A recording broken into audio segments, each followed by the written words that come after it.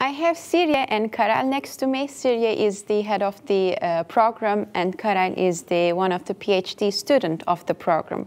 So welcome, first of all. I have some questions for you and I would like to start with you, Sirje. What is the program about and whom we are expecting to apply? So as you already saw from a video, this is our quite brand new master program. And it focuses on well-being and health behavior issues. We just have the first group who is starting next week. And the program, because well-being is an increasing issue in the world widely, and we might say that during the pandemic we have right now, there is all the time the balance what might be the restrictions and how it affects people's well-being. So what we are trying to teach here is the basic concepts of well-being, the theories,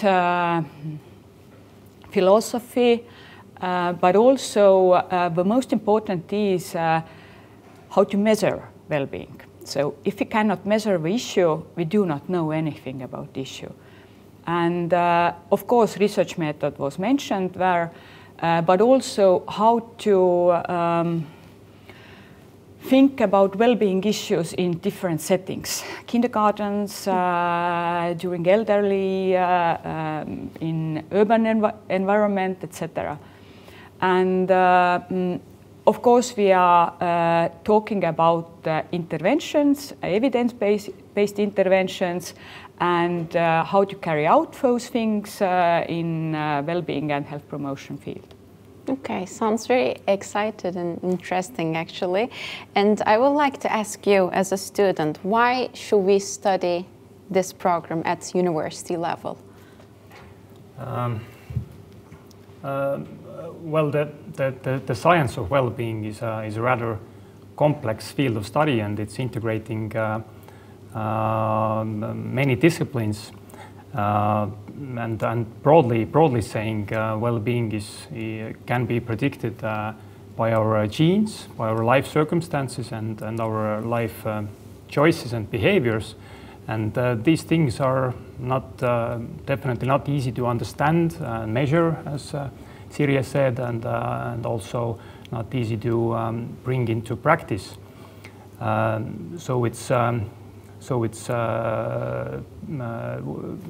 Therefore, we need interdisciplinary and evidence-based approaches where university studies are, of course, essential. Mm-hmm. So this is the easy reasoning. Yeah, what are your plans? What are the career options? There are, of course, several ways, but for me, I am right now a PhD student in our university. We have also similar kind of PhD program, which could be one option after students graduate from the master's program. In PhD program, you can, of course, carry out your own research in well-being or health sciences. Maybe in the future also apply for the job positions in the universities. But other than that, of course, there are career options in variety of sectors, such as institutions who are providing health and wellness services, organizations who are planning, implementing and evaluating community-based interventions and also preparing policies. There are also NGOs dedicated for many aspects of well-being. And last but not least, there is HR positions in the private sector where motivating employees, engaging employees, and raising their performance levels are all essential. And there is also in many companies there is also new kind of manager position. Yeah, like in especially in many tech companies, which is called Chief Happiness Officer. So CHO, and practically this position is responsible for the evidence-based planning of employees' health and well-being. Actually, I was going to ask similar things. Because when I was listening the program, I thought that maybe the career option would be also life coach. Would it be possible also, like life coach, because it's like a philosophy, motivation? It depends. I might say that the coaching and the counseling competencies are slightly different. In this study program, we focus more on maybe population-based interventions, because we do not really offer the counseling techniques and so on, but rather, yes, in national level, in local level, in institution level. Okay. Yeah, for sure. Yeah, it's but it's still connected with within the field, but it's not necessarily the coaching path that's in the focus. Okay. What are the admission requirements then? Of course, the applicant should have bachelor degree, and it's not a really open study program, but the applicant should have some kind of experience with empirical research. So it means that they can come from natural sciences, from social sciences, from educational sciences, from business and administration sciences. So maybe art is not really, but gives a good background to start. But yeah, and the applicant should know English at least in B2 level, as it is everywhere, and they should write a motivation letter where they can also describe what are their specific expectations or specific field what they want to study, and basically motivation letter, application, and after that there will be the admission interview, probably via Zoom, as we all do nowadays. And then let's come to this point, like online lessons. As a student, I would like to ask, how was it for you? Did you get any online lessons? Yeah, sure. Yeah. I mean, in doctoral studies, there are not that many particular courses, but still some, and my experience has been quite small groups. So it's working actually quite well, and especially this last fall semester, because we had the experience from the spring already, and some new methods came up, and in some ways I would say it's even increased productivity maybe. Okay, and I will ask one last question to you, and I will say goodbye.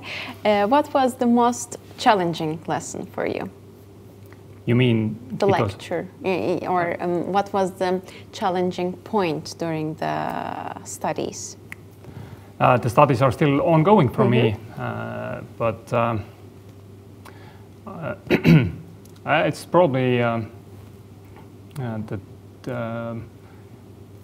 the main focus, and because of that, most of the difficulties are around my research project and the actual empirical research. So, and this is where most of the focus should be, and this is also important part, as I know, in the master's program. Okay, thank you so much for your participation. Thank you. Thank you. And now I have another guest with me, Sirje. She's student counselor and specialist. Welcome also. Thank you. So let's continue with the questions. I will turn to you again, and I would like to ask that who are the academic staff in this program? Because our institute, School of Natural Sciences and Health, is having different fields. We also have staff from different fields. I mean, from psychology, from natural sciences, from social sciences. Even, for example, our vice rector in sustainable development will have one course. The candidate of rector, we have the elections right now. Donovik has promised to have one course about philosophy of well-being. And there are many other professors. Quite famous is also Kristjan Port, who is a member or leader of Estonian Committee of Sports and Doping and issues like that. So ethical things are also. We have also practitioners from outside. In Estonia, there is an Institute for Health Development, and we already have a good cooperation with them. So we are planning to bring in also practitioners. Very strong. Okay. And what about the international students from mostly which country they apply to this program? Currently, we have students from Europe, Estonia, of course, and Nigeria, Pakistan, Turkey, so quite an international group. And we're expecting everyone to apply, so we expect people from all over the world. Okay, and I would like to go back to online period that we had. How was the feedback from students? In my experience, it was quite good. They were very pleased, but of course there were some connectivity issues and maybe someone had to work at that time. So overall, I'd say it was very positive. That's nice. Also, my experience was very nice. And one last question, maybe, what will be your tips to the future students?